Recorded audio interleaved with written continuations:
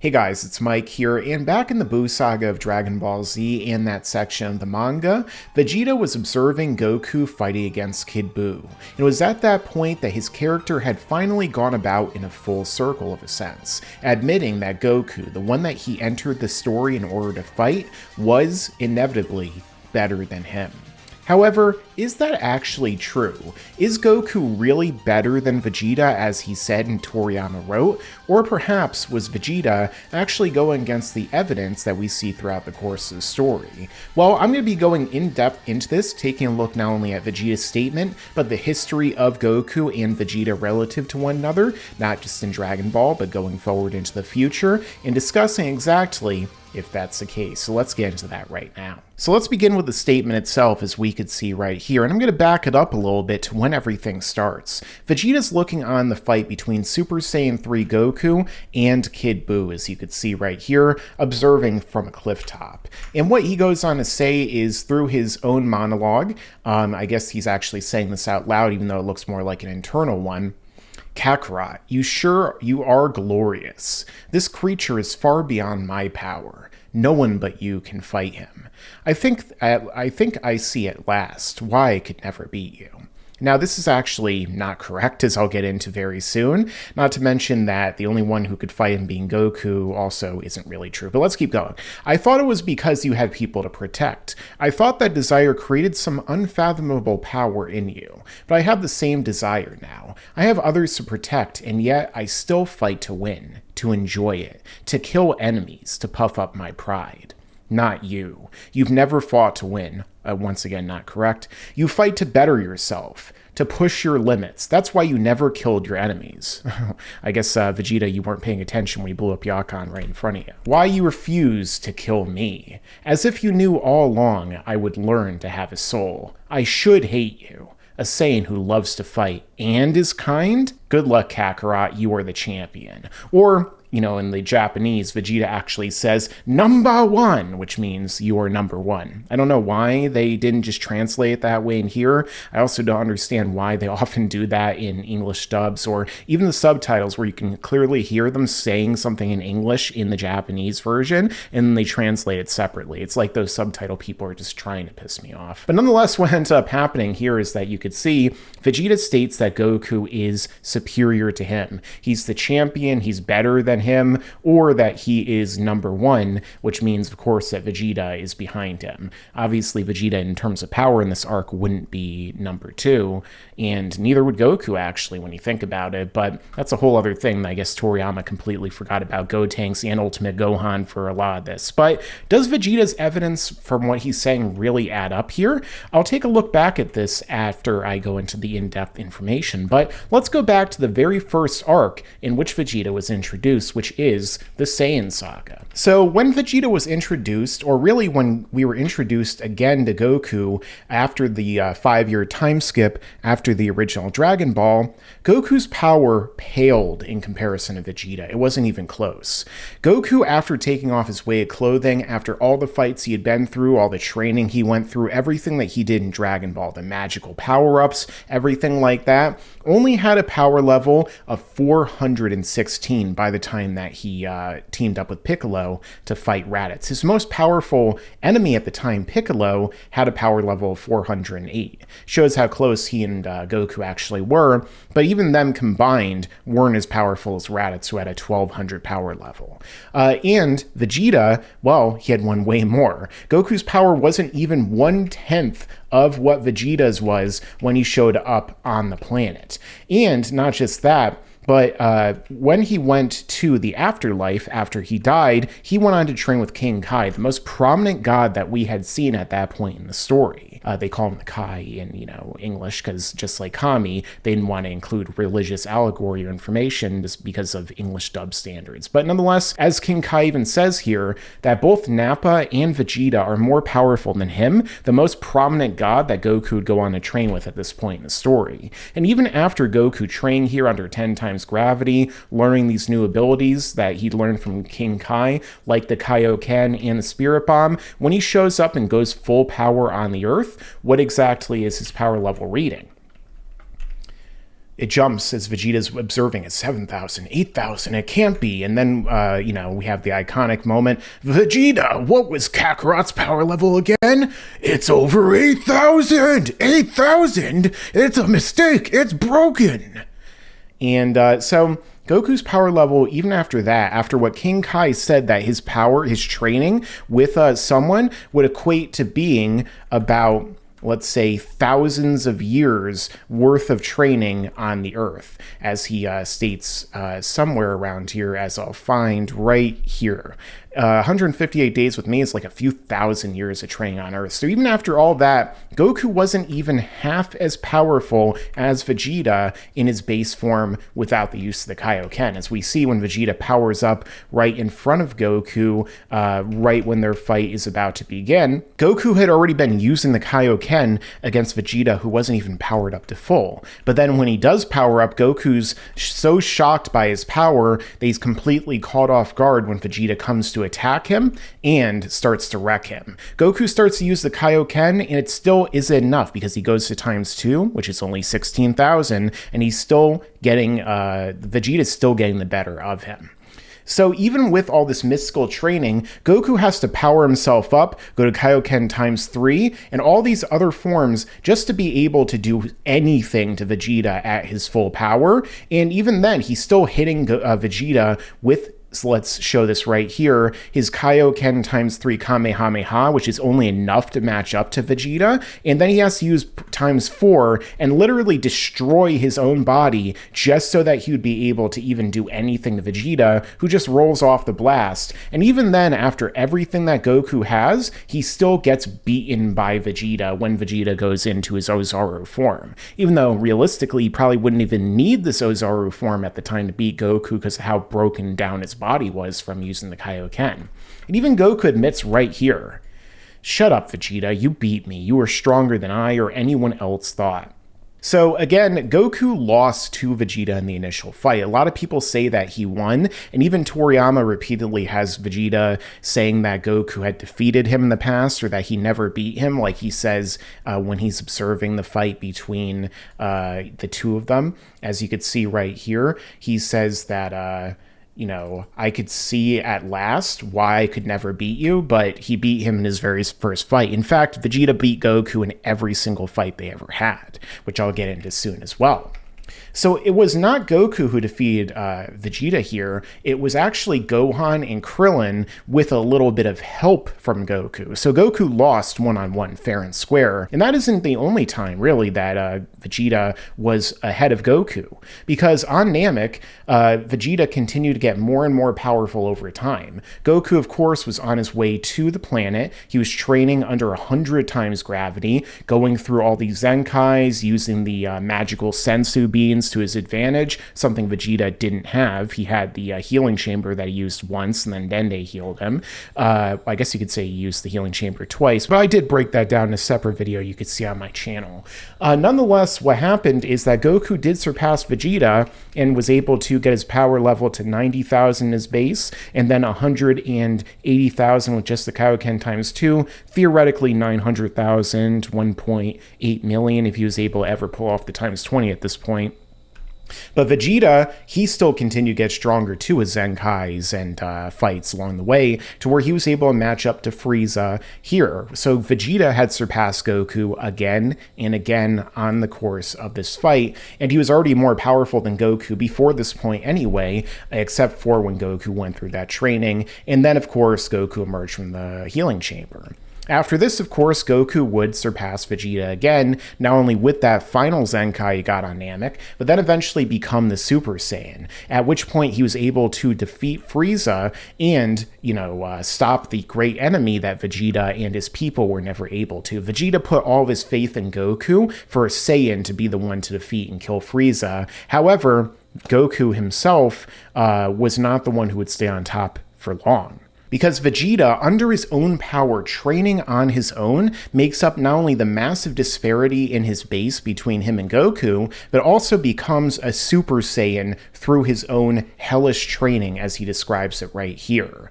And through his own rage toward himself, becomes a Super Saiyan and surpasses Goku, which is said time and time again at this point in the story, which I also discussed on yet another video you could see in the cards in the top right corner, where I discussed how Vegeta as a Super Saiyan was stronger than Goku. And Vegeta remains more powerful than Goku the entire arc up until this point right here, where Goku emerges from the chamber, the time chamber, that is, the room of spirit and time. But Goku didn't surpass Vegeta on his own, he surpassed him with Gohan, the one who had the greatest potential that was constantly coming out and pushing Goku past his own limits that he could have achieved on his own, or even train with Vegeta or Trunks or any other combination of the two, any permutation as you would like to say. So Vegeta, or Gohan and Goku both surpassed Vegeta. However, the fact of the matter was this wasn't under Goku's own will, and Goku always has some kind of help when he surpasses Vegeta, whereas Vegeta is always the one doing it pretty much on his own. You could say that Trunks helped him when he was able to get stronger than this form when he was in the time chamber. Some people like to say that the two of them didn't actually train. I don't really buy that because, you know, I'm sure that they had some kind of sparring or something in the chamber, but nonetheless, the point of the matter is that Vegeta stayed above Goku up until this point. And of course, after this, there were 7 years of time during which both Goku and Vegeta trained. Although we don't really know when Vegeta started to train on his own because he did give up on fighting after his utter defeat at the hands of Cell, and also the fact that both Goku and Gohan surpassed him. But Goku was training from day one in the afterlife with a dead spiritual body that didn't have anywhere near as many limits, so he could constantly push himself past his bounds again and again and again every day, if there even is the day-night cycle in heaven where Goku was, training under King Kai again, another god. Whereas Vegeta, on the other hand, was constantly training on his own after a certain point when he started to train again, and even despite that, wasn't vastly beneath Goku. He still surpassed Super Saiyan 2 Teen Gohan, as people like to call him. He still was more powerful than Goku in the Cell games, and of course, he eventually, when he got the Majin boost, became equal to Goku, as we could see right here. The two of them were going all out against each other, and, again, Vegeta did this all mostly on his own. You could say, oh, the Majin boost is the reason why Vegeta caught up, but Goku got other magical boosts as well, like the real sacred water that he got right before he fought King Piccolo. So it's not like Goku never took a magical boost to get stronger in order to fight an enemy either. Vegeta did this in an evil way, of course, so that he could fight Goku and awaken the evil within him, but nonetheless, it still wasn't enough to vastly surpass Goku, nor was Goku that much more above him until later on, when we actually see that Goku was just so happened holding back another transformation of Super Saiyan 3, which would make him, according to the Daizenshu, 4 times stronger than Vegeta as a Super Saiyan 2, or just himself as a Super Saiyan 2. They're both equal. But again, Goku only achieved this with a dead spiritual body in the afterlife that Vegeta didn't have access to, and you'd have to wonder if Vegeta had the same kind of body and was training the exact same way as Goku during this point, would he really still be behind Goku? I find that hard to believe based upon everything else we see throughout the course of the story. And again, we do get some more information while Goku and Vegeta are fighting. Like, for example, we see the two of them talking, and Goku says, "Unbelievable. I thought I trained so hard in the afterlife, but we're dead even. You must have trained harder than I did."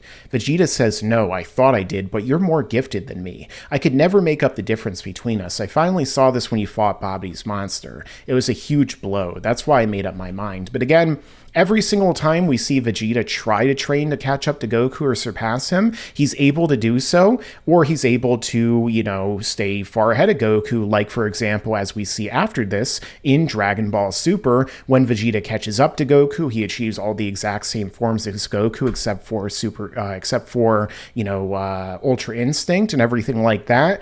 essentially training on his own or training under the exact same circumstances as Goku with Whis and Beerus. So again, that's not really correct to say that he was never able to catch up to Goku in the original Dragon Ball continuity or more. He only, like, again, how is he not as talented as Goku, or how is he significantly behind him and can't make up the difference when Vegeta's training on Earth with a regular body, whereas Goku's training in the afterlife with a master with a dead spiritual body? Again, I feel like Goku has always had advantages in terms of trainers, in terms of everything along those lines, and if you could give Vegeta the exact same training that Goku had throughout the course of the story, could you really have him realistically make the statement that we go on to see right here? That Goku was always above him, that Vegeta could never beat him, and also the fact that, again, that Goku is better and that he's truly number one. Now, I understand in terms of the narrative significance, having Vegeta admit that Goku's better is a good way of kind of wrapping up his character, putting a bookend on it. But when you actually look at the power perspective, that isn't necessarily the case. And then going into Dragon Ball GT, Vegeta also once again catches up to Goku. When he's able to become a Super Saiyan 4, raising his power level to its absolute maximum with that particular transformation, and then is able to fuse with Goku. There's never any indication that Goku lowers his power to fuse with Vegeta in order to become Gogeta. Instead, it's just indicated that the two of them are equals at this point. And that's something that we see a number of times throughout Dragon Ball Super. In fact, once again, when Goku and Vegeta fight in Dragon Ball Super Superhero, who's the one who wins their fight? Vegeta, not Goku. So again, every single thing in terms of power, in terms of raw potential, things like that, can you really make the argument that Vegeta is not either on Goku's level or superior to him when it comes to Vegeta constantly unlocking everything and not having the same type of training as Goku, getting by with his natural talent up until the point when he meets Goku, and then after that, sure, he might train harder, but he doesn't train smarter or the exact same way that Goku does. So again, put him under the exact same circumstances, and is Vegeta still going to be weaker than Goku or not able to bridge the gap? I don't think so. Now, of course, that isn't the only way that Vegeta could be referencing Goku being the better man between the two of them. After all, we do get into more explanation of Goku's character. That it's not just that Goku has become more powerful than him with the Super Saiyan 3 and constantly jumping ahead of Vegeta, even after Vegeta always unleashes like his power to his maximum and achieves it through training. It's also the fact that Goku is a better person in terms of his philosophy. Goku is a kinder person, he's a nicer person, a loving individual, someone who spared Vegeta time and time again, or at least allowed Vegeta to exist when he could have realistically killed him many times, including right here if he really wanted to, but instead he spared him and allowed him to fight so that he would be able to, as Vegeta speculates right here, learn to have a soul himself, and in order to give Goku a good fight. So you could argue from that perspective that Vegeta means that Goku is the better man. Morally, in terms of his philosophy, I mean, Vegeta, even in Dragon Ball Super, both Goku and Vegeta become incredibly flanderized, where it's just like, Goku, I just want to fight strong guys, and I'm really dumb and naive, whereas Vegeta, Kakarot Baka, I'm going to surpass you again and again and again. Even in Dragon Ball Super, they totally undid this thing because it's Dragon Ball Super. They always love to do that stuff, where they had him literally, I think, 1 or 2 episodes into the series being like, Goku, I admitted you're number 1, but that's not going to be for long because I'm going to be number 1 and I don't want to be number 2 for long. So again, they even, pull that out and just like totally regress this entire point right here in Super, just so that they can artificially have a story in which Vegeta's still trying to catch up to Goku and, just basically boiling down their entire character dynamics to, I want to surpass Kakarot. Whereas in Dragon Ball GT, they at least, move past that idea, but whatever. Nonetheless, the point of the matter is that when it comes down to power, as I said before, that's not really the case. In terms of philosophy, you could say that Goku might have the edge on Vegeta in terms of being a nicer, more kind individual. But again, Toriyama still, even at this point in the series, didn't seem to fully understand Goku's character. But again, because again, Vegeta did surpass Goku many times. He was able to beat Goku in literally every fight they ever had.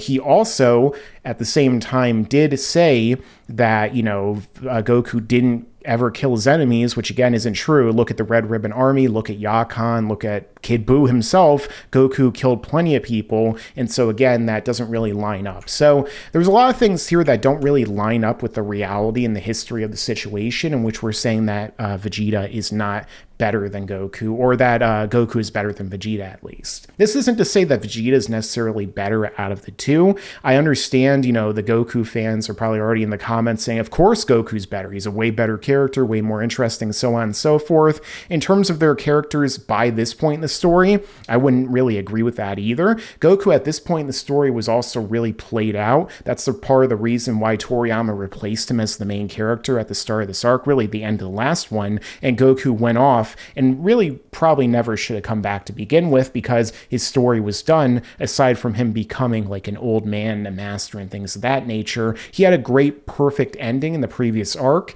and you can even argue maybe in the Frieza saga with his ending there.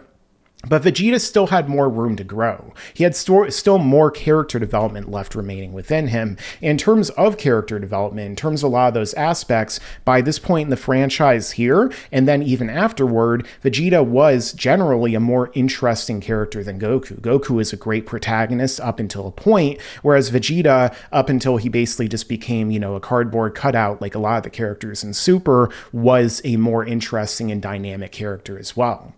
So again, there's so many different aspects that you can argue that Vegeta is either equal to Goku or even superior to him. So again, when they try and say that Goku is number one, that he is, superior to Vegeta, Goku beat more main villains. Goku's the one who gets all of the, main character power-ups and the ass pulls and the plot power and all the other stuff. But does that really mean that he's better than Vegeta? Does that mean that he's the best character? Not really. That's not really how writing or, anything works. So at the end of the day, does that really make sense? And is Vegeta truly lesser than Goku? So is Goku really better than Vegeta, as Vegeta said in the Buu Saga of Dragon Ball Z? Or perhaps is that really not lining up with the evidence? You guys can let me know your own thoughts down below in the comments about that. I think I explained right here why, in terms of overall, you can make an argument that that wasn't really the case, and nor does it continue to be the case. At the end of the day, there are different aspects to the word better, of course. I did a poll over on my community tab.